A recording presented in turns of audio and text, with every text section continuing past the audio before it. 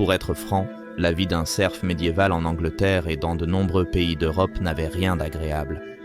Dans le système féodal, les paysans devaient légalement travailler pour la noblesse, propriétaire des terres où ils résidaient. La journée de travail en extérieur débutait à l'aube, parfois dès 3 heures du matin en été, et ne se terminait qu'au crépuscule. Le travail dans les champs, comprenant moisson, semaille, labour et fenaison selon la saison, était éreintant. En plus d'aider son mari avec les travaux agricoles, les femmes devaient aussi préparer tous les repas.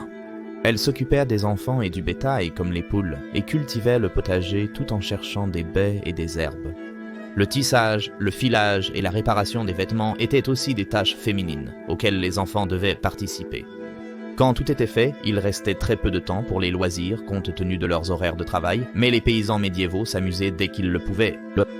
Les plus jeunes enfants auraient joué avec des poupées ou des marionnettes, fabriquées en argile, chiffon ou bois par des adultes, ou même créées par les jeunes. Les enfants plus âgés pouvaient transformer les corvées en jeux, comme chasser les oiseaux des cultures, ou jouer à des jeux de société tels qu'Ulkaki, une version précoce des dames, pendant leur temps libre.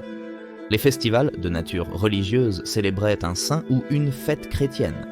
Au Moyen-Âge, il y avait au moins un festival par mois, prétexte idéal pour que les gens se laissent aller et profitent de la danse et des réjouissances. Retournons dans le temps et voyons ce que les paysans médiévaux faisaient pour s'amuser. Bienvenue à la folie médiévale. Les œufs de Pâques. À Pâques, après 40 jours de jeûne, et soyons honnêtes, en mangeant essentiellement rien d'autre que du poisson, c'était l'heure de la fête. Durant la semaine sainte, les 3 jours avant Pâques étaient un moment solennel, souvent passé à l'église. Les prières du dimanche de Pâques débutaient à l'aube, mais le service était joyeux, marquant le début des festivités. Les seigneurs pourraient offrir de nouveaux vêtements à leurs vassaux pour célébrer la résurrection. Pendant le carême, tous les œufs pondus étaient cuits durs avec des oignons pour les conserver et leur donner un lustre doré.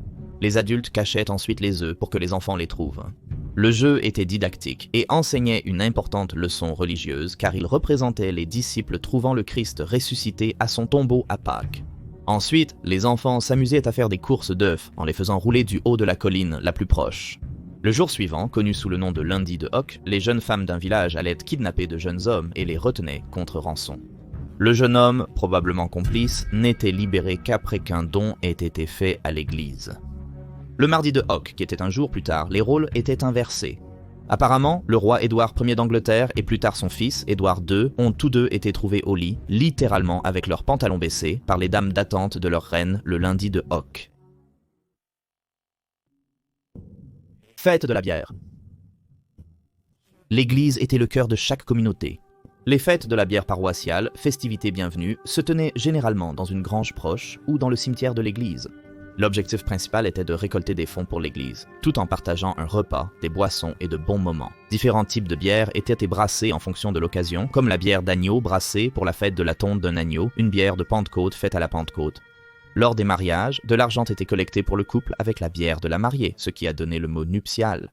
Un mariage paysan était toujours un prétexte pour que la communauté entière se réunisse et célèbre. Jusqu'à la fin du Moyen Âge, un couple pouvait se déclarer marié sans passer par une cérémonie religieuse. Après s'être bien lavés et avoir mis leurs vêtements les plus propres, ils se déclaraient mariés devant leurs amis et leurs familles. Puis le festin pouvait commencer. Les invités apportaient de la nourriture pour nourrir tout le monde et boire la bière nuptiale spéciale. Le couple se retirait ensuite au lit pendant que les villageois chantaient des chansons obscènes et criaient des instructions grossières depuis l'extérieur de la chambre. Les mariages pouvaient durer des jours, avec de l'alcool, de la nourriture, des chants et des danses folkloriques en abondance. La danse folklorique rurale était courante dans les villes et les villages, et impliquait généralement une musique entraînante et beaucoup de coups de pied énergiques, de sauts et de bonds, comme la gigue, qui était populaire en Irlande et en Écosse. En Angleterre, la danse Morris a été introduite à partir du milieu du XVe siècle et reste inchangée à ce jour.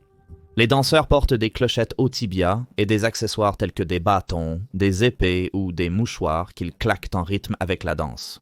Des musiciens itinérants, danseurs, acrobates et bouffons divertissaient souvent lors des festivals, tandis que certains villageois chantaient et jouaient eux-mêmes des instruments de musique.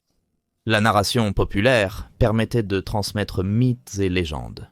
Les conteurs itinérants partagèrent des nouvelles, de la poésie et des histoires piquantes de village en village contre un repas et un logement.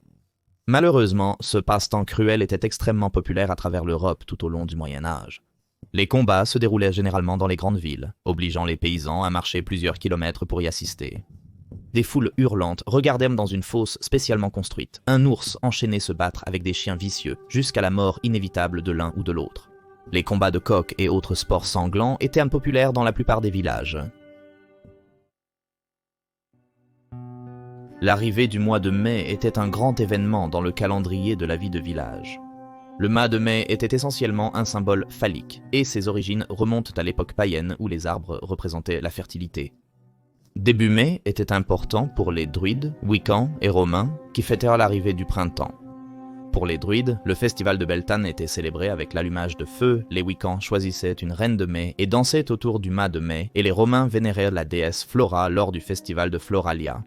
Avec le temps, les célébrations ont fusionné, donnant naissance à la danse du mât de mai que l'on peut encore voir de nos jours. Le choix de l'arbre idéal pour le mât de mai était une tâche méticuleuse. Des villageois rivalisaient pour dénicher le plus grand. L'écorce était retirée et le mât dressé au centre du village. Il était ensuite orné de guirlandes fraîches de fleurs et de rubans tenus par les filles qui dansaient en cercle autour de lui. Les filles les plus âgées à l'extérieur et les plus jeunes à l'intérieur du cercle entrelaçaient les rubans en dansant. Le rituel était un événement clé du calendrier social de chaque village médiéval. Jadis, avant de pouvoir sweeper à droite pour trouver l'amour, une autre manière était de plonger pour des pommes. Ce jeu est devenu populaire en Europe, passant d'une forme de jumelage à un simple jeu de fête générique. Chaque pomme, nommée d'après un garçon du village, était placée dans un seau ou un tonneau d'eau. Les filles avaient ensuite 3 chances de retirer la pomme du garçon qu'elles préféraient le plus, en utilisant uniquement leur bouche, leurs mains étant liées derrière leur dos. Folie de la mi-été. Lors du festival de la mi-été en juin, le jour le plus long de l'année, des feux de joie seraient allumés et il y aurait des pièces de théâtre de mime au milieu et à la fin de la période médiévale, car des troupes d'acteurs amateurs joueraient des pièces basées sur des histoires de la Bible ou du festival du feu qui revivaient la légende de Saint-Georges et du dragon. Parfois, les acteurs demandaient l'aide d'un paysan pour jouer dans leurs miracles et mystères. Lors de ces festivals, plusieurs sports étaient pratiqués comme la lutte, le tir à l'arc, le hockey et le football.